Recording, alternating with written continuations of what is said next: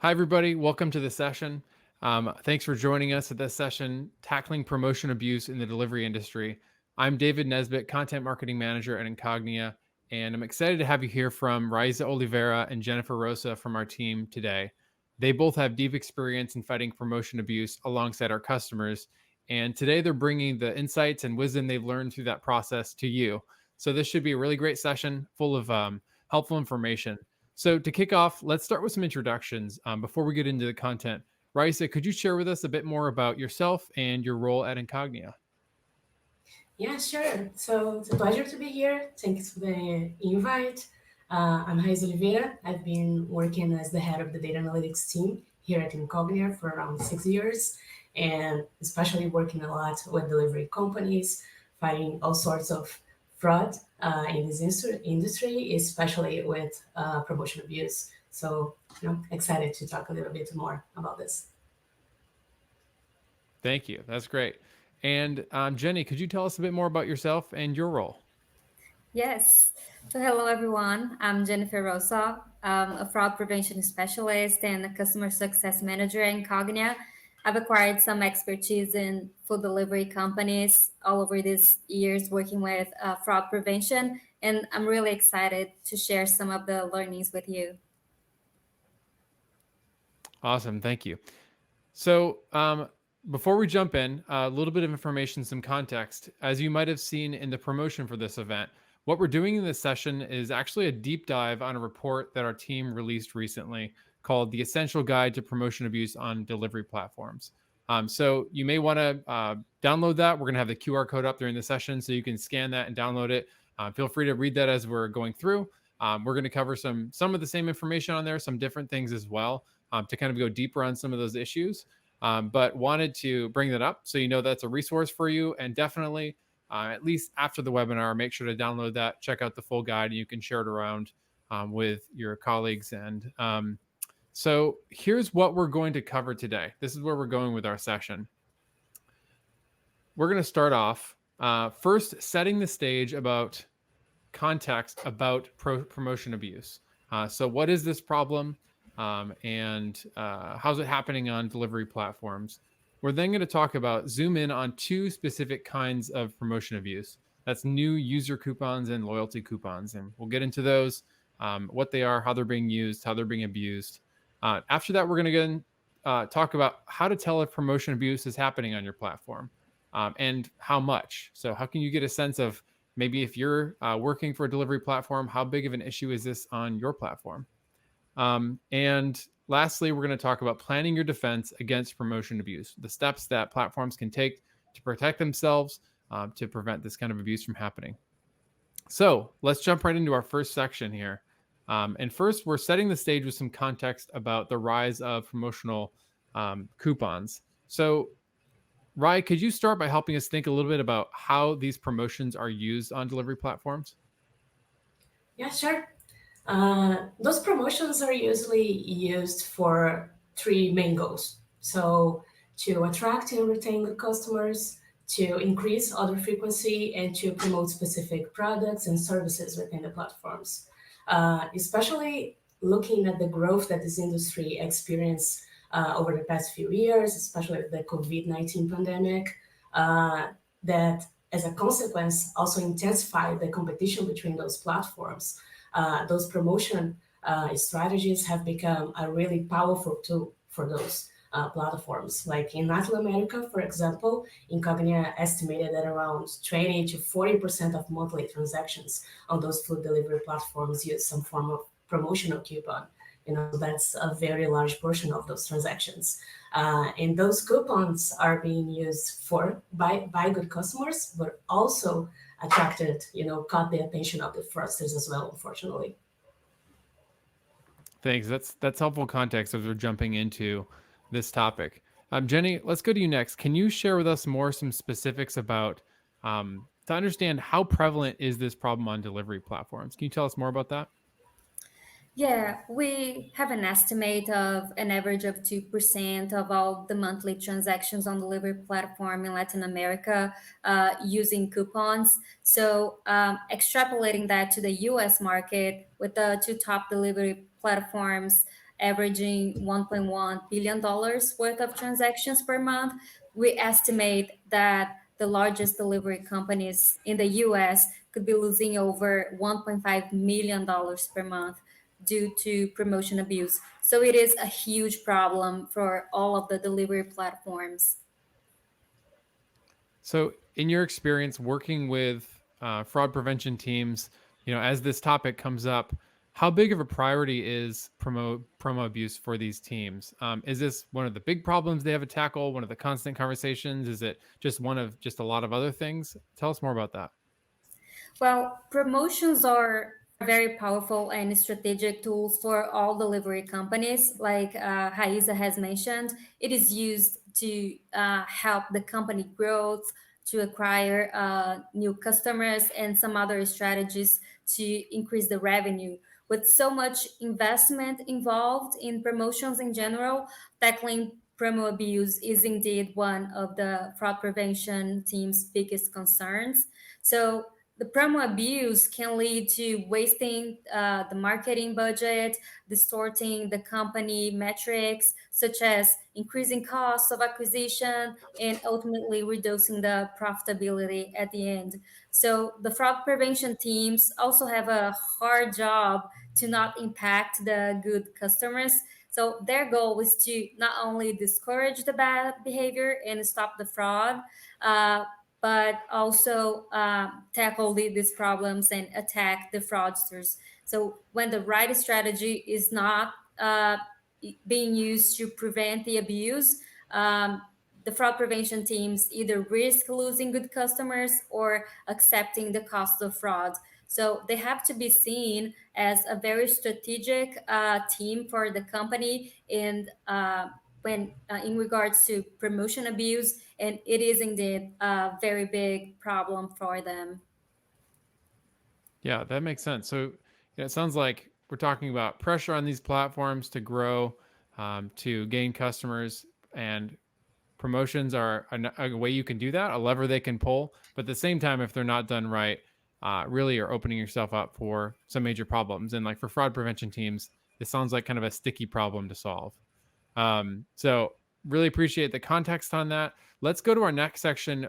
In the report, we dug into two specific types of promotion abuse, and those were new user coupons and loyalty coupons. These aren't the only ones, but these are the types that we focus this report on. And so, Rai, what can you share with us about how fraudsters are abusing these two types, new user coupons and loyalty coupons? Yeah, so there are many different types of promotion coupons, as you mentioned, new user coupons, loyalty ones that we are talking about today, but also free delivery, referral programs, partnership promotions, just to name a few. What is interesting about this is that even though we have different promotion types, the techniques that the fraudsters use to be able to abuse those benefits are very similar. The techniques behind it are very similar. The first and most obvious promotion type to exploit would be the new user coupon. Just to have an idea, in Latin America, we estimate that this type of coupon have an average value of around $5. And in the US, the average value is 15, which is a very large amount of money. And to access this new user coupon, the user needs to have a new account. So the obvious way to exploit this type of promotion would be to create several accounts. You need a new account, you create a new one, you purchase, you place an order using that coupon, then you discard that account and create a new one to be able to do the same thing over and over again. And this strategy is also used to abuse other types of benefits, as we've seen in our experience. This kind of multi-accounting behavior is a very common technique for a lot of types of fraud that the bad actors are performing. And those techniques can vary a lot, actually, depending on the onboarding process of the platform, depending on the type of security measures that are in place. If you only require an email address to create your account, the fraudsters are going to create multiple emails. If you require more information, like more personal information, your name, some type of document, phone numbers, they can use leaked information. You had a lot of data leakages over the past years. And if it gets more hard, if it gets harder to bypass those security measures, they can use other strategies, more sophisticated techniques to be able to bypass that. So it varies a lot depending on each platform process of onboarding. Um, in Latin America, for example, again, we work with a lot of customers from this market. Uh, we did some research and we found out that around 1 and 2.5% of devices on food delivery platforms actually access three or more accounts, with some of them accessing more than 50. We've seen some specific cases where the device were accessing actually hundreds of accounts to perform this type of fraud. Thanks, Rye. And you mentioned the multi-counting strategy. I know that a lot of these bad actors are who are doing promo abuse are also using advanced techniques to block device recognition. So, Jennifer, can you share with us a bit about the techniques that fraudsters are using to mask their device identification, and maybe how these have evolved over time? Yeah. So there are three most common tools and techniques that these fraudsters are using to mask the devices and to mask the identification. And they are first device emulators. These device emulators, they simulate multiple devices. So it is an extremely valuable tool for the fraudsters because they can access multiple accounts.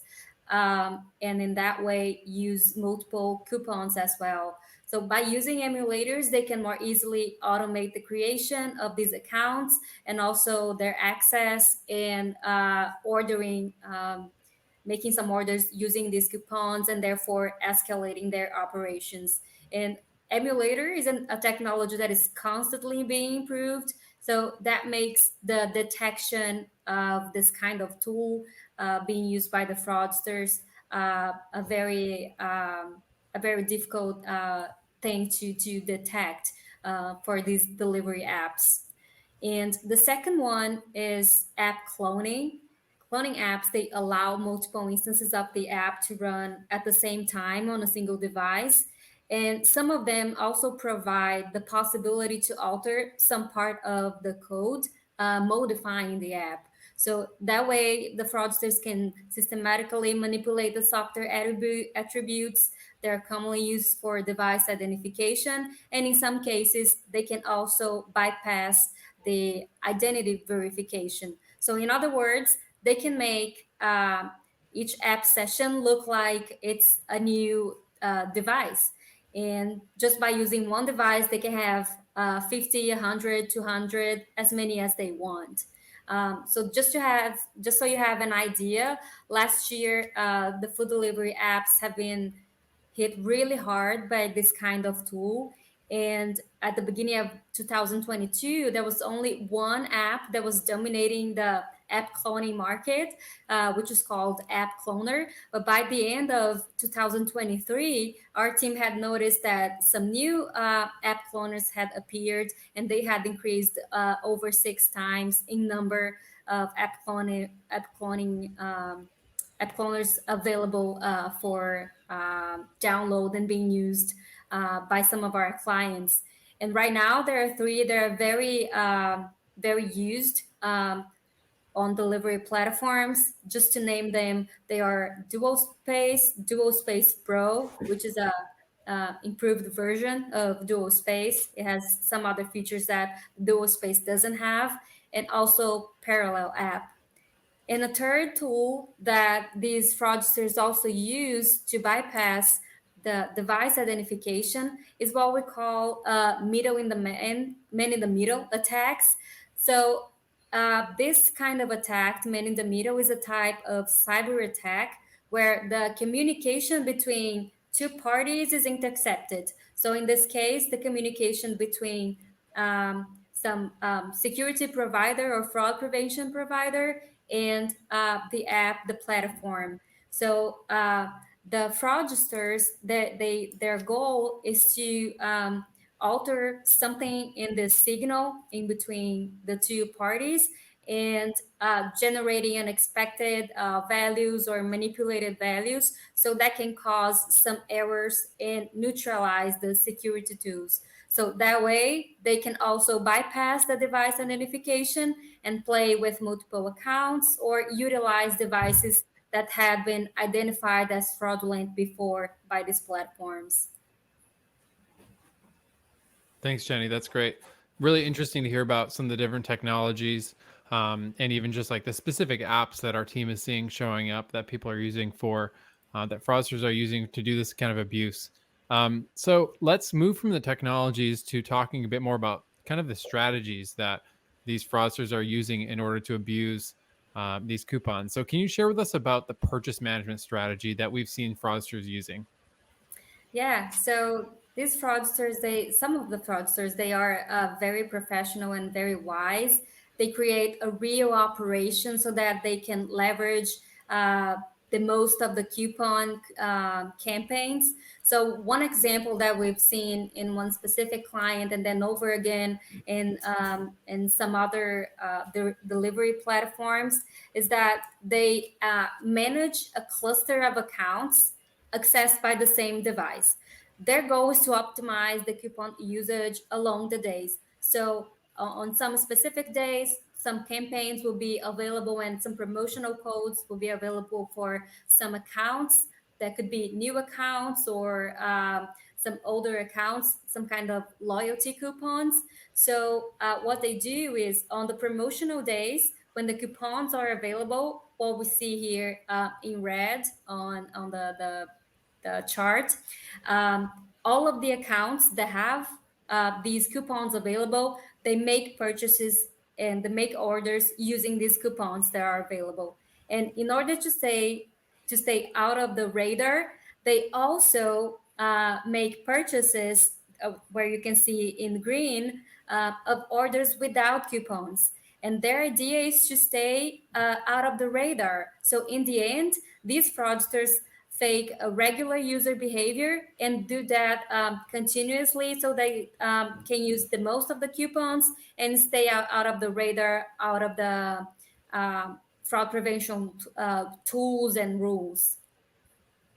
Yeah, this is Yeah, a that's very really common interesting. strategy to abuse like loyalty coupons or specific product and services coupons because they want to buy like the same product multiple times in a large volume, maybe to create an inventory, maybe to resell the product. So this happens a lot in relation to loyalty coupons and specific product coupons. Yeah, it's really interesting how, they're mixing, like you said, they're kind of masquerading as legitimate users, trying to do what they can to avoid being detected and sticking out by doing some of this normal user behavior, while they're also, obviously, as we see from the chart, taking advantage of lots of promotions and many accounts on just one device here that we detected, that are using these coupons. So, thanks for sharing about that and explaining this. Can you now share us a bit about the strategy that fraudsters use in terms of employing different delivery addresses to also avoid detection?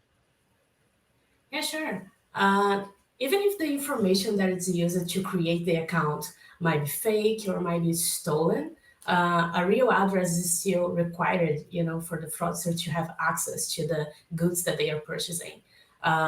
So to avoid the situation where the platform can identify multiple accounts that are linked to the same address, a very large amount of orders coming from different accounts on the same address, which is easy to identify, they might use strategies like changing slightly the address, just changing the building, changing the apartment number on the same street, or even using commercial establishments, like small convenience stores, small markets, gas stations.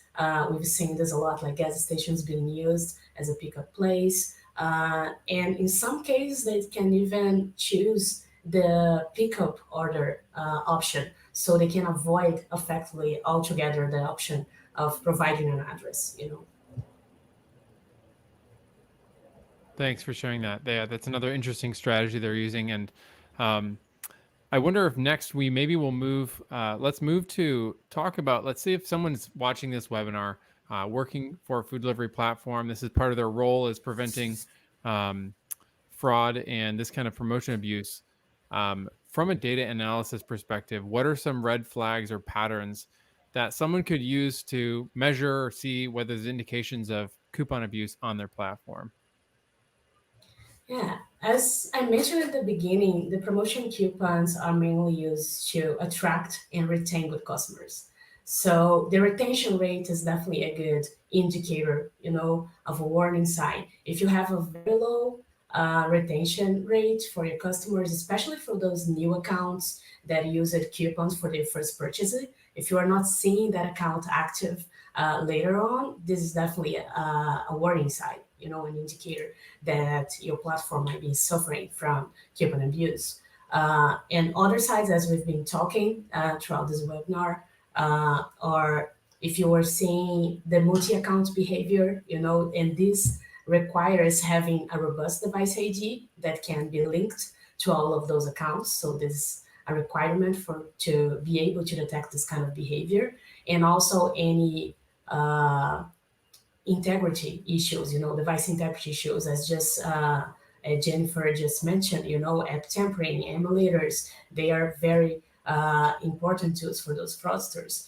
And they are not just using that, they have fraudsters that are concentrated, they work with building those tools. So we've seen this a lot, like one fraudster that creates that modified version of the application and they resell this to other fraudsters. So they are keeping up to date with what the delivery platforms are doing to stop, to make sure they are able to detect those things, and they need to create new versions of that. So they are like very professionals in this. So any sites, any indicators of multi-accounting and integrity issues on the devices that are within your platform are definitely a huge red flag. Like based on our experience here at Incognia, we've seen this multiple times, that the correlation between those evidences and voucher abuse is definitely very high. Thanks. That's really some actionable things for viewers to take away and to think about on their own platforms. Um, Jenny, I'm curious next, what are some of the mistakes that you see companies make when they're implementing or designing promotional campaigns that might leave those campaigns vulnerable to fraud? For example, I heard recently of a company who ran a promotion only to find out later that 90% of the activity in that promotion or using that promotional code or whatever it was actually fraud. So 90% of it they were losing to fraud, which is obviously just a very concerning leaky bucket scenario with your promotional funds. So, what can lead to that kind of problem? What are the mistakes in the design phase of or the planning phase of promotional campaigns that companies should be aware of? Well, one thing we are sure of, the fraudsters will always look for vulnerabilities into these promotions and try to take advantage of them. That happens 100% of the promotion campaigns. So these campaigns, they must be planned with that in mind. So not designing in strong terms and conditions to the promotions is the first big mistake that the companies make, such as allowing the users to redeem coupons or discounts without a limit, or even stack multiple promotions in a single order. And as Hai mentioned before, not accounting for multiple accounts, and also some other kind of tools by fraudsters, or just some people trying to abuse the usage of coupons. And in order to prevent losses, the promotional campaigns, they require cross-functional collaboration, cross-functional resources as well, to plan, to investigate, and address any abuse that might come. So only gathering the teams and the detection systems when the problem escalates, that will sure lead to a huge loss. So to prevent that, the fraud prevention teams should plan and work together with other departments involved in promotional management, such as the marketing team, the operations, the people that will talk to these customers when they complain, and they will complain even when they are fraudsters. Be sure that they are going to complain when their account is blocked or when they don't have any more coupons available to use. And they also should team up with the legal teams, because in some cases, these frauds can escalate to um, the legal teams as well. So all of them should plan and work together to come up with the best solution, with the best strategy to make that promotional campaign reach the goal that is it's supposed to reach, which is usually acquire these new customers, increase the retention, and so on. So I think these two first, for the start, are some things that most companies or some of the companies are not paying attention to. It's something that we see happening over and over at some delivery companies that are Incognia's customers or not. That's helpful insights of things for companies to be aware of, pitfalls that are pretty common. So Jenny, we you kind of touched on that a little bit already in terms of the strategies for preventing this, what you can do ahead of time. Can you talk a little bit more in detail about um, some more strategies that platforms should be considering as they, maybe they have a sense that promotion abuse is happening on their platform. They know they need to curb the issue. They want to stop it. They want to put the brakes on it. Can you share some more strategies that can help them stop this promotion abuse? What should they be considering or implementing? Yeah, first of all, they should monitor the behavior of the users and the transactions. When these campaigns are available, most likely the behavior and the number of transactions that are performed by each customer will change.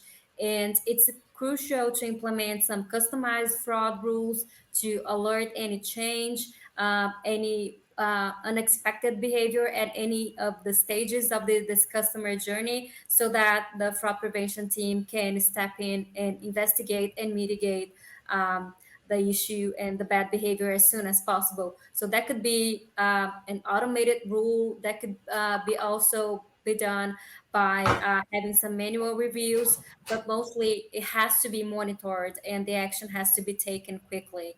And the second one is to implement some robust device recognition. Like we discussed here, the fraudsters usually use the same device to commit fraud over and over and create multiple accounts. Promotional abuse, like we see, is really relying on this multi accounting. So it's important to implement this robust device recognition, a device recognition that can stay despite any manipulation attempt, like app tampering, like emulator, or like we mentioned, man in the middle attack. So one way to create this stronger solution is to pair it with a device fingerprint, with a second signal, for example, like location behavior. So that way you can understand if there is any tampering attempt, or if the behavior of that user is changing, but the location usually stays. These fraudsters, they're not moving around with their devices committing fraud. So the location behavior is a very powerful tool that can help make this device recognition stronger. And another strategy that is very important is detecting emulators and app tampering. Like we said, these are tools that are widely used by promo abusers. So it's really important that the delivery app companies are able to detect the usage of these tools and stop them in their operations. And last but not least, fraudsters are advancing every day. So it's important to ensure that the tools that are being used to mitigate fraud, to mitigate promotion abuse, are continuously evolving. It's important to have modern fraud prevention tools and also continue to specialize the teams because the fraudsters are specializing themselves, right? Like I mentioned, they are hiring third-party tools that continue to evolve to commit fraud, to continue committing fraud. Some ways to stay ahead are to use innovative solution providers, benchmarking, and exchanging knowledge with other companies in the same market. It's important to understand what is happening in the market and in other companies that may not be happening in yours, but in the future, these fraudsters could migrate to committing fraud in a platform as well. So creating this kind of community to avoid fraud is very important. Thanks, Jenny. That's really helpful. Um, as we wrap up the content for today, we got a last question for Rai. Um, how do you foresee the landscape of promotion abuse evolving? And what can companies do to stay prepared for the inevitable changes that are going to come? Yeah, I think Jenny just pretty much covered a lot of this. I think the techniques are gonna get more and more sophisticated. They're professionals. They are working on this. They are paying attention to what the delivery platforms are implementing as security measures to block them, so they can like bypass this over and over. So keeping up to date is extremely important. Having a robust device ID that can identify, multiple can cluster those accounts in relation to one device, and that's where Incognia's expertise is being shown to be very valuable to our partners.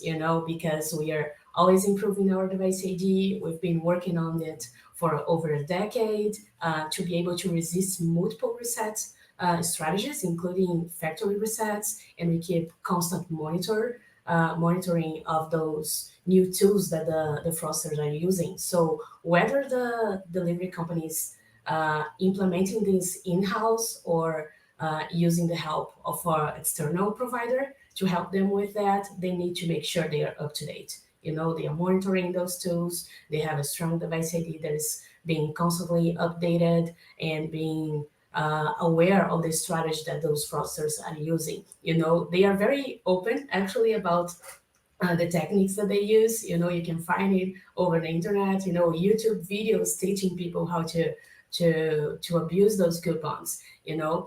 So there are a lot of information that are actually open about how they operate, and you can leverage those information so you can improve your security measures on your platform, and you can also like implement other monitoring techniques, more sophisticated techniques to be able to be aware of what they are doing.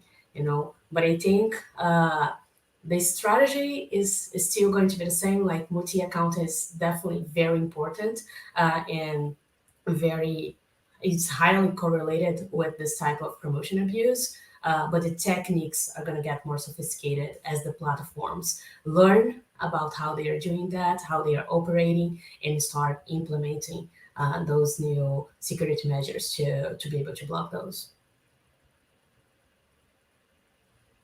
Excellent. Thank you.